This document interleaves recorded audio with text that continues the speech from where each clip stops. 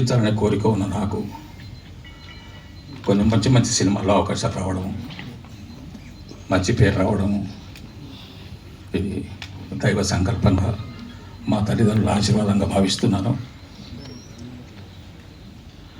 పళ్ళబురుసు cinema మిమ్మల్ని అందరినీ ఆరాధిస్తుందని, మిమ్మల్ని అందరినీ ఆనందింపజేస్తుందని, ఇందులోని విషయాలు కొంతమందిని ఆలోచింపజేస్తాయని నాకు ప్రగాఢమైన నమ్మకం ఉంది.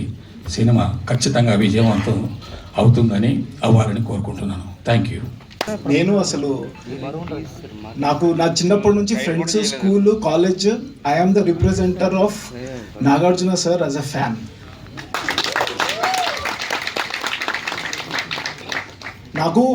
నేను కాలేజ్లో చదువుకుంటున్నప్పుడు సినిమా చదువుకుంటున్నప్పుడు నాకు ప్రొఫెసర్ వచ్చి ఒక మాట చెప్పారు, every neuron of your body is influenced by cinema.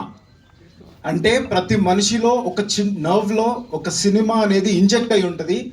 మనం మాట్లాడే తీరు, నడిచే విధానం, మన హెయిర్ స్టైల్ నుంచి బాడీ లాంగ్వేజ్ నుంచి ప్రతిదీ ఇన్ఫ్లుయెన్స్ అయి ఉంటుంది అని అన్నప్పుడు నాకు ఫస్ట్ గుర్తొచ్చింది నాగార్జున గారు. నన్ను మా అమ్మ, మా పిన్నులు, మా బాబాయ్లు అందరూ చిన్నప్పుడు నాగార్జున సార్ సినిమాలు తప్ప ఏం చూపించేవాళ్ళు కాదు.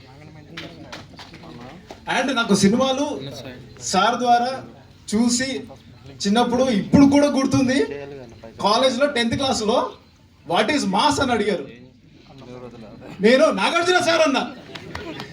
So that influence I have if you see.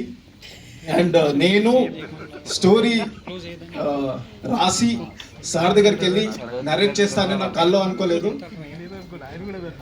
యువ Samrat, trend setter, celluloid scientist, South Indian supremo, Manmadhudu and my king sir దగ్గరికి వెళ్ళి నేను స్టోరీ నరేట్ చేస్తానని నేను ఎప్పుడు అనుకోలేదు. ఆ అవకాశం వచ్చినప్పుడు నేను ఎంత ఆనందపడ్డానో నాకు తెలుసు. నేను నిద్రపోలేదు. ఇంటికి పిలిచి స్టోరీ నరేట్ చేయమన్నారు. That is like the biggest thing I have achieved in my life on that day. Sir దగ్గరికి వెళ్ళి కూర్చొని కథ చెప్పాను. అండ్ కథ చెప్పినప్పుడే ఈ కథ చెయ్యాలి అని చెప్పి నాకు కాన్ఫిడెన్స్ బూస్ట్ చేసి ఈ స్టోరీ మనం చేస్తున్నాము అని చెప్పేసి నన్ను ఆశీర్వదించి పంపించారు. అండ్ ఫస్ట్ అసలు అన్నపూర్ణ స్టూడియోస్లో కథ ఒక్కసారి అవకాశం వచ్చింది చెప్పడానికి. ముందుగా సుప్రియ గారు, థ్యాంక్ యూ సో మచ్ అండి. మీరు వినంగానే నేను ఇంకొక 90 సినిమాలు చేస్తానేమో, అవి చేసిన తర్వాత కూడా నేను ఈ సినిమా ఎందుకు చేయలేదని చెప్పేసి రిగ్రెట్ అవుతాను, నేను చేస్తున్నా ఈ సినిమా అని చెప్పారు. ఇమ్మీడియట్లీ తర్వాత నాగ చైతన్య గారికి వినిపించాను. కథ వినంగానే చాలా స్వీట్గా ఉంది Uday, we need to do this, ఇలాంటి నరేటివ్స్ రావాలి అని చెప్పేసి నన్ను ప్రోత్సహించారు.